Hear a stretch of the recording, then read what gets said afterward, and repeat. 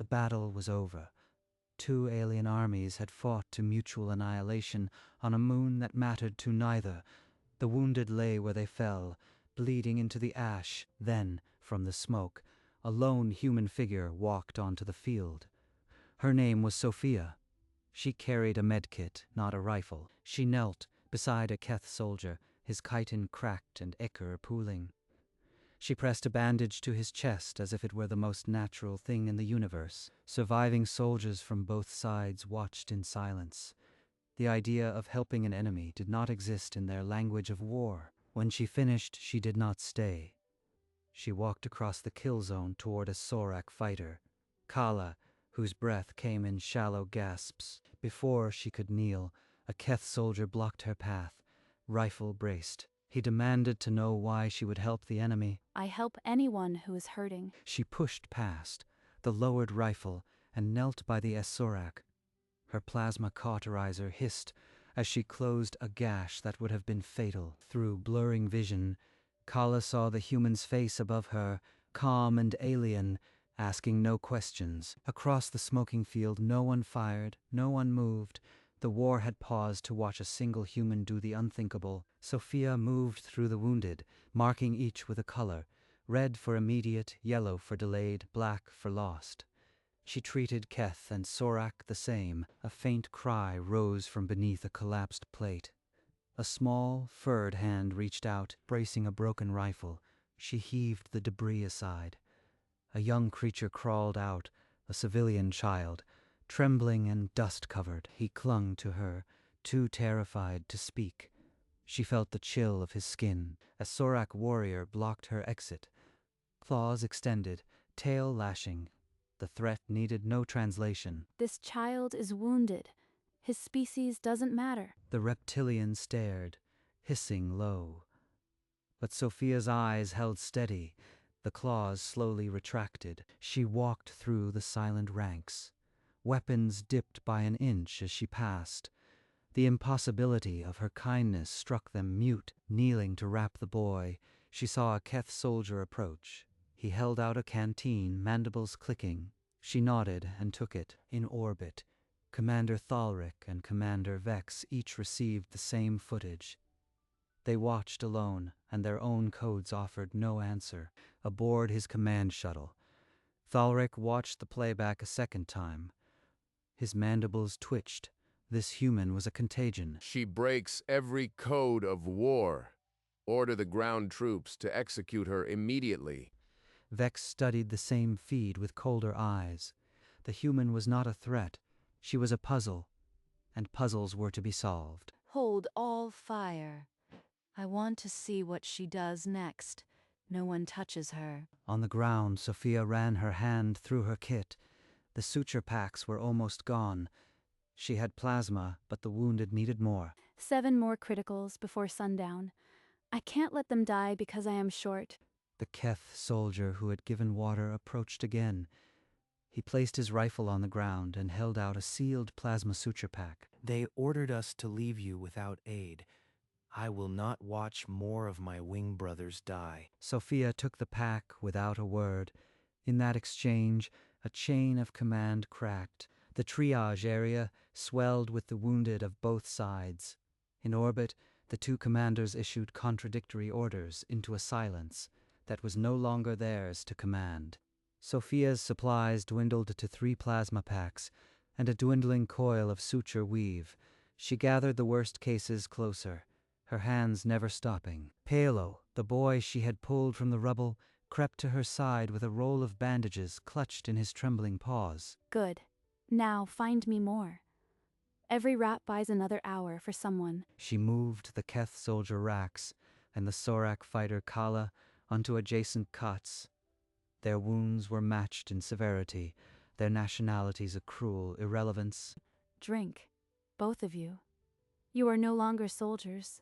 You are patients, and your only enemy is hemorrhage. A lifetime of hate, and now I taste water from the same vessel as a Keth. The human has erased the line. The surrounding soldiers froze. The act was a violation of every order, every instinct, and it held the power of a new truth. Then the last red flare sputtered and died. Darkness swallowed the field. Sophia struck a chem light. Its green glow pushed back the shadows, lighting her hands as they resumed work without hesitation. In orbit, Thalric and Vex watched the feed cut to black, then flicker green. Neither gave an order. They only stared. This human is a tactic, a living shield meant to make my soldiers hesitate. I should have burned her from the sky. She doesn't ask for safe passage or negotiate. She just works, not a strategy, an anomaly. On the field, a Keth warrior with a crushed thorax grabbed Sophia's wrist. His mandibles clicked weakly. Save your strength. I am not losing any more of you tonight. He rasped one question. Why waste medicine on a Sorak? They would let you bleed. Sophia didn't pause. The warrior's grip slackened. Through a crackling helmet speaker, his final breath transmitted, "Commander, she is not the enemy. Let her work." Aboard his shuttle, Thalric heard the transmission. His claw hovering over the execute key stopped. All ground units, stand down. The human is not a target. Repeat, do not engage. He bent. The Keth commander just revealed his spine.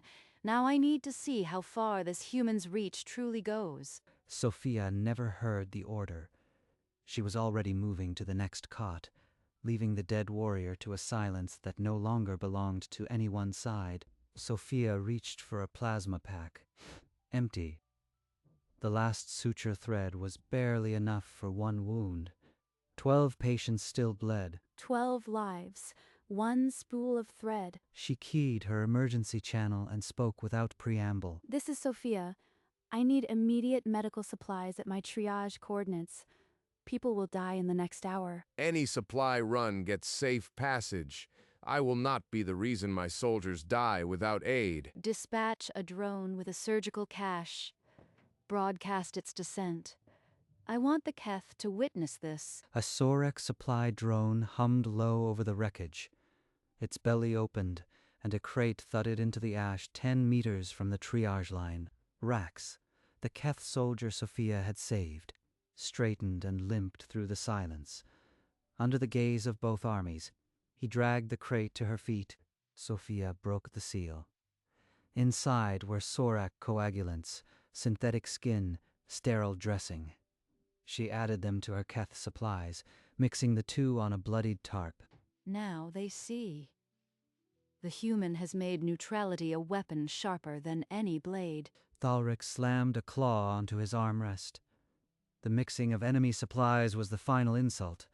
He would end this farce personally. This Terran has corrupted my own warriors. I will arrest her myself. Prepare a landing party. Vex watched his shuttle break formation. Her experiment was under threat. She would not be outplayed. 2 shuttles hammered down on either side of the triage clearing. Ramps dropped. Thalric and Vex strode onto the blood-soaked ground, guards spreading behind them. They met over the body of a Keth soldier. Thalric's rifle rose. Vex's weapon matched it. Sophia's hands never paused. Take your war outside my triage, or grab a clamp. You are both in my way. Thalric's mandibles clicked in shock. In 300 years, no one had dismissed him like a minor obstruction. Vex let out a cold, appreciative hiss. Her weapon dropped first. The guards hesitated, then followed. Thalric's 4 arms slackened slowly. The rifle dipped toward the dirt. He found no protocol for a creature who ignored 2 armies to close a wound. You will explain this, human now. I am a medic under contract from Earth. There, neutrality is not a philosophy, it's the law. I don't care which flag you salute. Bleeding is bleeding. She tied the final suture and leveled her gaze at Thalric, then Vex. Her voice dropped, but every word landed like a scalpel. Commander Thalric, what would you do if your daughter was under that debris? I never spoke of her in campaign. No one was to know. How does this human know? And Commander Vex, I've heard you lost a brother. Would you leave him to die because of the uniform he wore? She speaks of him as if she saw the scar. I have not let myself remember in 10 cycles. Silence. crashed over the triage.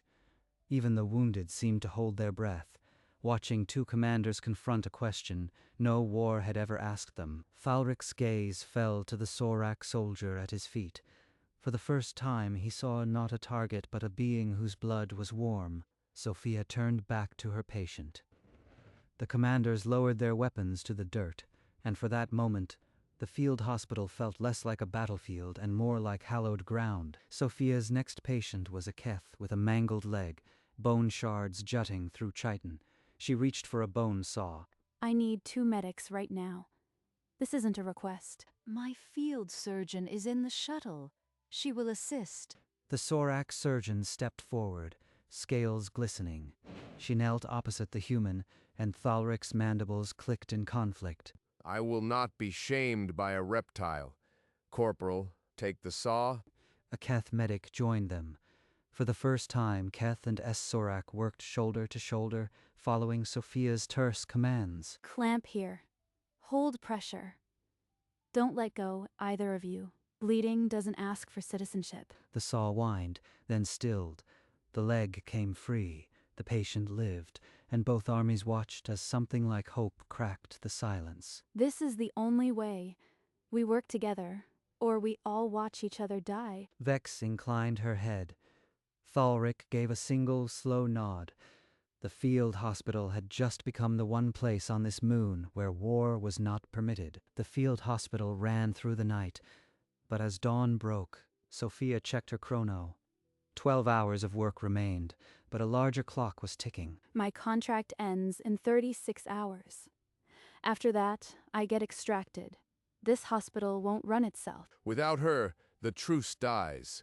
My soldiers will bleed because I let a human do what I could not.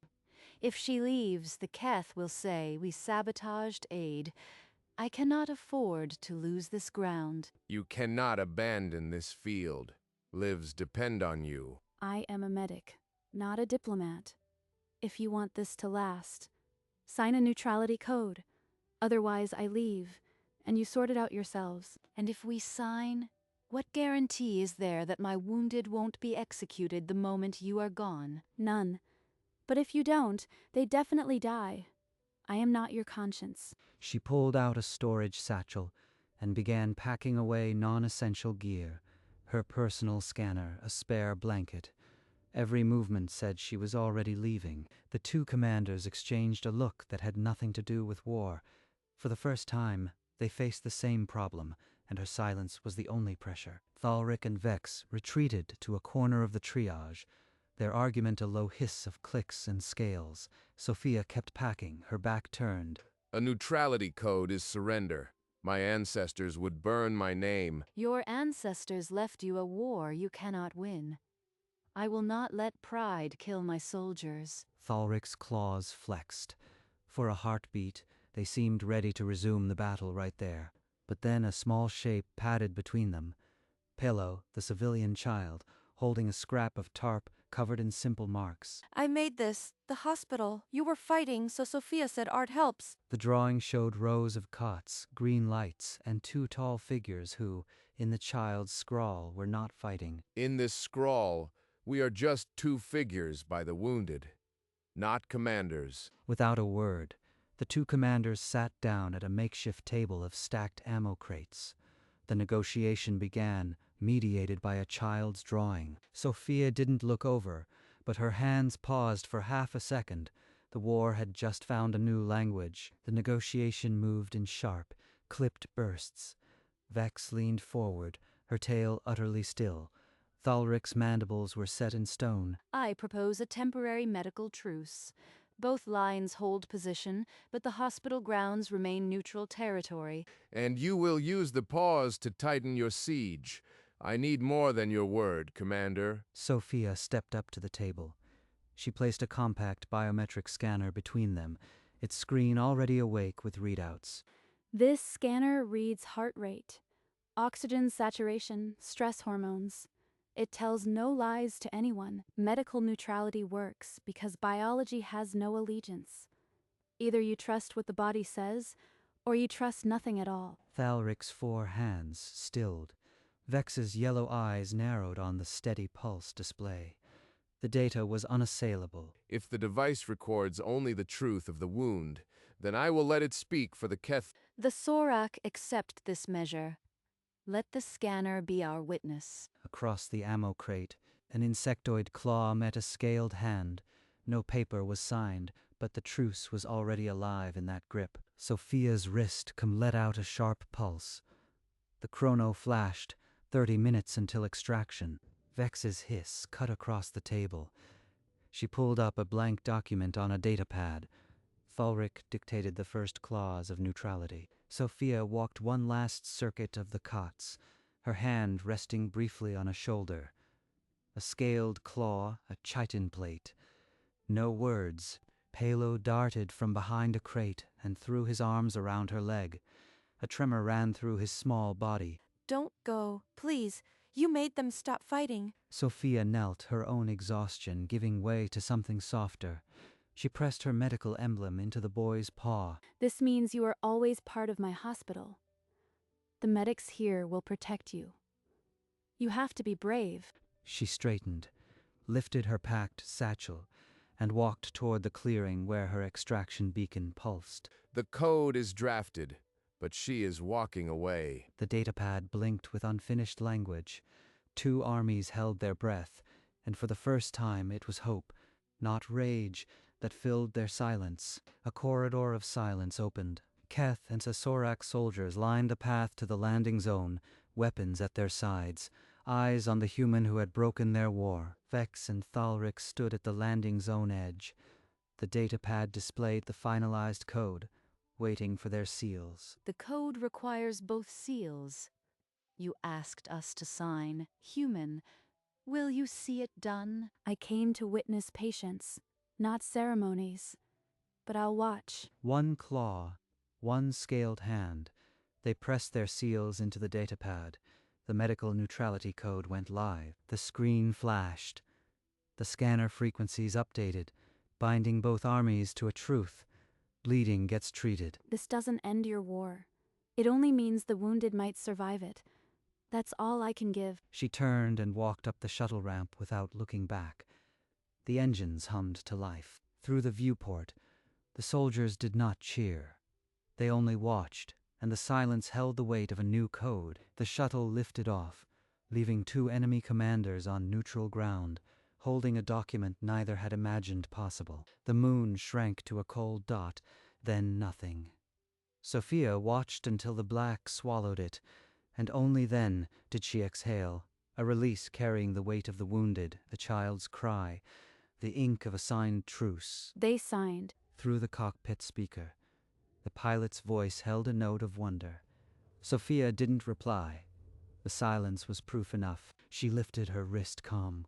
The contract board bloomed, a dozen red markers pulsing across the star chart, each one a battlefield gasping for medics, each one a place where neutrality would be tested again. Callan, the rift, the void stations. Every light is a life spilling out. For a half second, she saw Pello's tear-streaked face, the drawing in the ash. She blinked hard and the image scattered. Don't linger. Just the worst numbers. She scrolled to a fresh listing. Orbital conflict, Terrace 2, no ground medics, civilian collateral already critical. The casualty projections were grim. That one. The contract chimed its acceptance. The shuttle banked, and somewhere in the void, another field prepared to meet the medic who walked alone, on no side but the bleeding, on every side where a heartbeat still struggled. Months later, on Terrace 2, a dusty world under orbital siege, Sophia finished rigging a triage canopy, her hands moving with old efficiency, her wrist calm, pulsed with a flagged archive transmission. The source, the contested moon where she had walked between armies. Transmission begins. The Keth Dominion formally recognizes the medical neutrality protocol. Our medics now treat the Asorak. The ceasefire holds. Commander Thalric, second message. The Sorak Triad has adopted the code. The hospital remains open. The child Pello draws its banner. Commander Vex. Good. Then the ink lasted. She didn't smile. She pulled on her field gloves and stepped toward the incoming litter. A reptilian soldier lay on the stretcher, scales blistered, breathing ragged. The triage tag read, Sorak critical. You are going to feel this. Keep your eyes on me. She pressed the scanner to his neck, reading the truth his body told. No allegiance, only need. And on a moonlight years away, the first enemy medics worked side by side under a white and red emblem. She never looked back. Dawn broke over Terrace 2, the dust catching the first light like old smoke.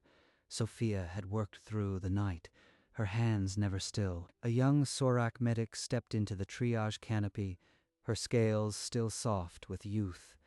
She had heard stories of the human who walked between armies. They say you taught commanders mercy. I need to know if that's true. I didn't teach mercy. I taught triage. The worst first, no matter who they fought for. Then teach me triage. I want to do what you do. Sophia pulled a roll of bandages from her kit and pressed it into the trainee's claws. Her grip was firmer than expected. Start with the worst first. But I don't know how to tell. Neither did I, once. The body will teach you if you listen. That's all triage is. Kala took the bandages and knelt beside the next cot. On Terrace 2 under a dusty sky, the code began to spread one roll of gauze at a time. Sophia's wrist calm chimed, a tone reserved for official core communications. The Galactic Medical Council seal glowed on the screen. Message, Paramedic Sophia. Your neutral triage outcomes across multiple species have been studied. We request your immediate cooperation in formalizing neutrality protocols. They want a signature. The only signature that matters is the one a pulse makes on a monitor. She pressed delete and didn't watch the screen go dark. The Corps would have to find its protocols elsewhere. She latched her medkit, the motion automatic, and slung it over her shoulder. The weight was the only authority she answered to. Distant shelling rumbled. She walked from the canopy, her boots crunching on debris and dried ichor stretching toward the sound. The wind whipped dust in her face. She didn't raise a hand to shield her eyes. Her path was set against the pale dawn. Her silhouette shrank, moving toward the front, not away from it. No message, no institution could alter that trajectory. The dust swallowed her figure. Only the thunder of artillery remained, indifferent and unchanging. The screen cut to black, leaving only the echo of distant fire and the certainty that she was already kneeling beside someone new. From the black, a slow fade opened onto the contested moon. The smoke was gone. The silence held only the hum of life support. The temporary triage was gone. In its place stood a permanent structure of stone and steel, the medical neutrality symbol carved above the entrance. Through the wide door, a Keth medic and a Sorak medic worked together on a single patient, their hands moving in practiced unison. On a bench outside, Pelo sat sketching, the emblem pin on his tunic glinting in the soft light. His drawings now hung on the walls inside. A recorded voice echoed from a memorial terminal at the hospital entrance. The question that had once been asked by a dying Keth officer. Which side are you on? And then Sophia's voice answered, soft but unyielding, as if she were still standing in the smoke. I am on the side of the patients. The image of her held unblinking, before slowly fading. The war had moved on, but the code she planted had rooted deeper than any ceasefire, and when the screen went black once more, the only sound was a soft, steady pulse, the rhythm of a heartbeat that had never asked for an allegiance. Close on Sophia's hands, older now, the knuckles scarred, the skin weathered by a dozen war zones. She pulled on field gloves with the same quiet precision. A new landscape, another world, another war. Smoke coiled on the horizon, and the distant crump of artillery was a language she knew too well. She checked her chrono. A new contract blinked, active. No delay, no ceremony, only the next field. There is always another field, and always someone who will walk it. She took a breath, not of relief, but of acceptance. The air was thick with the smell of war, and it asked nothing of her but her hands. Not the first time. Not the last, just the next. She stepped out of the shuttle into the smoke, her silhouette shrinking against the orange glow of distant fires. The medkit slung over her shoulder was heavier than before, not with supplies, but with the weight of all the lives she'd touched. And then the haze swallowed her whole. No fanfare, no witness, just the certainty that on the other side of that smoke, someone was already dying. The battlefield waited, as it always had, as it always would. Out of the total black, there was only sound, the beep of a medical scanner, steady, intent, like a metronome counting down a life. Under it, the dull crump of distant artillery, a low thunder that had no allegiance and no memory. I don't pick sides. I pick the ones who are still bleeding. The color of the ichor doesn't matter to me. The scanner began to race, beeping faster and faster, until the tone flattened into a single, unwavering scream. And then, as if the universe decided to breathe, a new sound emerged. A faint, struggling rhythm, a heartbeat pulling itself back from the edge. It was the sound she had strained to hear on a dozen worlds, the only music she ever trusted to tell the truth. In that moment, the screen was no longer void. The title appeared, stark white against the infinite dark. A human paramedic worked the alien battlefield alone.